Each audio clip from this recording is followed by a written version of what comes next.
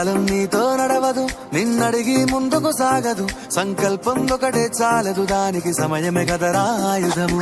విజయం నేరుగా చేరదు, శ్రమ పడితే దక్కగా మానదు. నీ లక్ష్యం చేరే మార్గంలో ప్రతి సెకను విలువని తెలుసుకో. ఉన్నోడివా లేనోడివా, ఏ కులం నీదని అడగదు.